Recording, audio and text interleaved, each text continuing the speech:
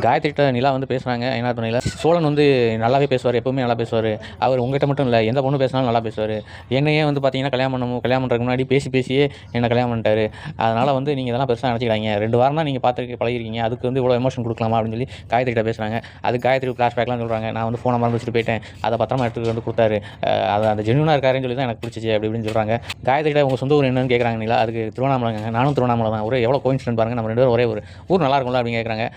எனக்கு பீச் பிடிக்கும், அதனால தான் எனக்கு சென்னை பிடிக்குதுன்னு நிலா சொல்கிறாங்க. எனக்கு பீச் பிடிக்காதுங்க அப்படிங்கிறாங்க. ஏன் என்ன காரணம் அப்படின்னு கேட்டால், 1 மணி நேரம் பீச்சில் நின்னா முகத்தில் உள்ள ஸ்கின்னே டேன் ஆயிரும் அப்படிங்கிறாங்க. பரவாயில்ல, இந்த நேரத்தில் கூட காமெடிலாம் பண்ணிட்டு இருக்காங்க.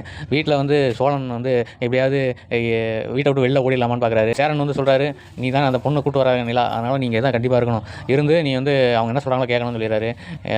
சோழன் சொல்கிறாரு சேரன்ட்ட, ஏனே நிலாவுக்கு நல்லது நடக்கணும்னு நீ நினைக்கவே இல்லையா அப்படின்னு சொல்கிறாரு. நீ தான் நல்லா வாழ்வேன்னு பார்த்தா நீ தான் சரியில்லை, காயத்ரி கூட போய் பேசிகிட்டு இருந்தேன், அதனால் நிலாவாவது உன்னை விட்டு போனப்பறம் நல்லா தான் வாழட்டும் அப்படின்னு நான் நினச்சிட்டேன். வேறு என்ன பண்ணேன், என்னோட மனசை வந்து இரும்பாக்கிட்டு இந்த மாதிரிலாம் நான் முடிவு எடுத்திருக்கேன் அப்படின்னு சொல்கிறாரு. இதை வேறு ரெக்கார்ட் பண்ணுறாங்க பாண்டியன். அந்த பக்கம் ஃபோன் வச்சு ரெக்கார்ட் பண்ணிட்டு இருக்காங்க. இவர் அழுது புலம்புறாரு.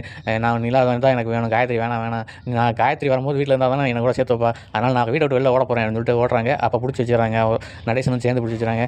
நடேசா தகப்பா நீயும் சேர்ந்தாடா அப்படின்னு சொல்லி காமெடியாக போகுது. இன்றைக்கி சீரியல் ரொம்ப நல்லாயிருக்கும், நீங்கள் கண்டிப்பாக பாருங்கள். இந்த சீரியல் பற்றி கமெண்ட் பாக்ஸில் கமெண்ட் பண்ணுங்கள். தேங்க்யூ.